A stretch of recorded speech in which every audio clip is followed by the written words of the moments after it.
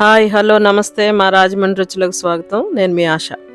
ఈరోజు వీడియోలోకి వెళ్ళిపోదాం. దోసకాయ పచ్చడి చూడండి. దోసకాయ రోటి పచ్చడి.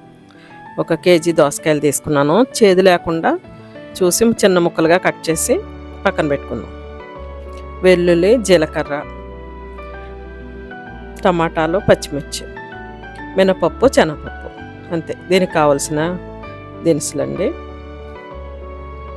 ఫస్ట్ పొయ్యి స్టవ్ వెలిగించి బాణలు పెట్టుకుని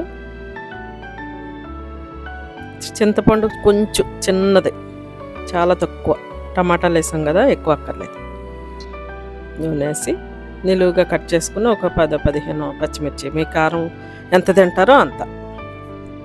మేము కొంచెం ఎక్కువ తింటాం కాబట్టి ఒక 20 పచ్చిమిర్చి వేసాను.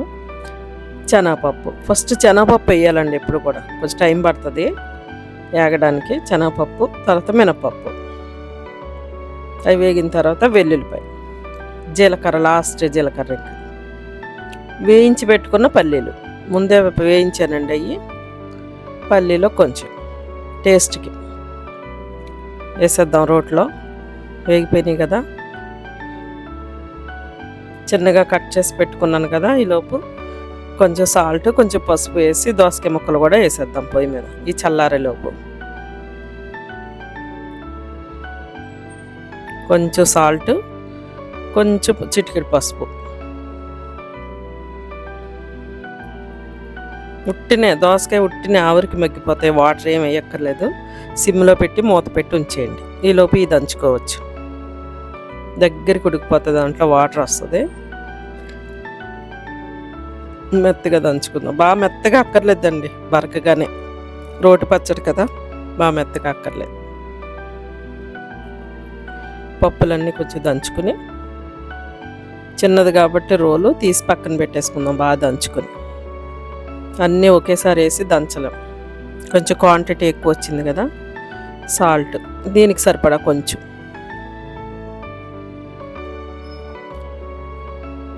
ఆ పప్పులు నలిగేటట్టు పచ్చాగా కొంచెం పంట కింద తగిలితే బాగుంటుంది రోటి పచ్చడి. ఎప్పుడు మెత్తగా రుబ్బేయకూడదు మనం. ఆ పప్పులు తగులుతూ ఉంటే బాగుంటుంది అన్నం తినేటప్పుడు. ఓన్లీ వైట్ రైస్లోకే బాగుంటుందండి ఇది. సరే, ఎంత వాటర్ వచ్చిందో దోసకాయలో అది దగ్గరికి అయిపోయే వరకు ఉడికి పెడదాం. సరే, దగ్గరికి అయిపోయింది, ఉడికిపోయింది దోసకాయ, మగ్గిపోయింది కదా. ఒక ప్లేట్లోకి తీసేసుకుందాం. ప్లేట్లోకి తీసుకొని టమాటాలు చిన్న ముక్కలుగా కట్ చేశాను కదా, కొంచెం సాల్ట్ వేసి అవి కూడా వేసి మగ్గబెట్టేసుకుందాం. ఈలోపు చల్లారుతూ ఉంటాయి ఈ ముక్కలు. కొంచెం సాల్ట్ వేసుకుంటే త్వరగా మగ్గిపోతుంది టమాటా. చిన్న మంట మీద మూత పెట్టేసి ఉంచేయండి. ఈలోపు దీంట్లో కొంచెం చింతపండు, చిన్నది, చాలా కొంచెం పులుపు కోసం అన్నమాట. టమాటా వేసాం కదా, కొంచెం ఇది కలిసిపోయాక తీసేసి ఉడికిపోయింది చూసారా, టమాటా మగ్గిపోయింది. ఇది కూడా దాంట్లో వేసేద్దాం. ఇది తీసేసి టమాటా వేద్దాం, సరిపోద్ది. కొంచెం కచ్చాపచ్చాగా, బాగా మెత్తగా అవ్వక్కర్లేదు. తీసేసి పక్కన పెట్టుకుందాం. టమాటాలు కూడా వేసి కొంచెం ఇలా నలగొడితే సరిపోతుంది. ఎక్కువ టైం పట్టుదండి, చాలా ఈజీ. రోటి పచ్చడిలో టేస్ట్గా ఉంటాయి. వేడి అన్నంలో వేసుకుని తింటే మంచి రుచిగా ఉంటాయి. శ్రమ అనుకోకుండా ఇంట్లో ట్రై చేయండి, చాలా టేస్ట్గా ఉంటాయి. ఇంక మీరు తాలింపులు గిలింపులు ఏమీ వేయక్కర్లేదు, ఇలా తినేయడమే, రుబ్బేసుకుని తినేయడమే. టమాటా కూడా అయిపోయింది, ఉడికిపోయింది కదా. 1 నిమిషం ఎలా అంటే సరిపోతుంది మెదిపితే. ఇది కూడా ఎక్కువ టైం పట్టదు, ఉడికిపోయింది కదా దోసకాయ. ఎక్కువ బాగా మెత్తగా చేయకండి, చిన్న ముక్కలు, చిన్నగా, నోటికి పంటి కింద తగిలితే బాగుంటాయి. కొంచెం ఇవి కూడా దంచుకుందాం.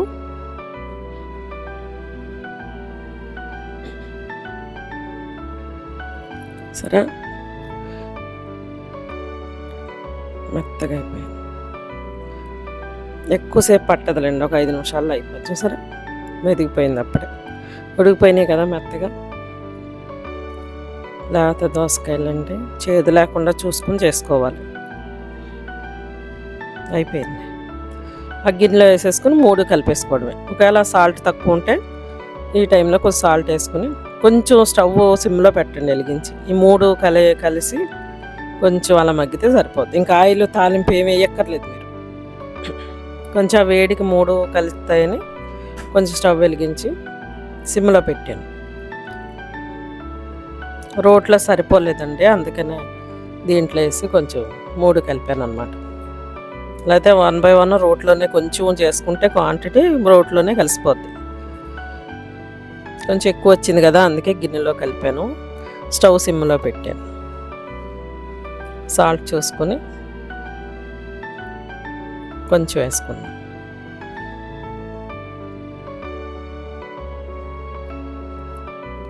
సరిపోద్దండి. దగ్గరికి అయిపోయింది కదా, స్టవ్ ఆఫ్ చేసేసుకుందాం. ఇంక మీరు వేరే తాలింపు వేయక్కర్లేదు, అలా తినేయడమే. సర్వింగ్ బౌల్లోకి తీసుకుని చాలా చాలా టేస్ట్గా ఉంటుంది. ఇంట్లో ట్రై చేయండి, మీ కమెంట్స్లో తెలియజేయండి. Thank you.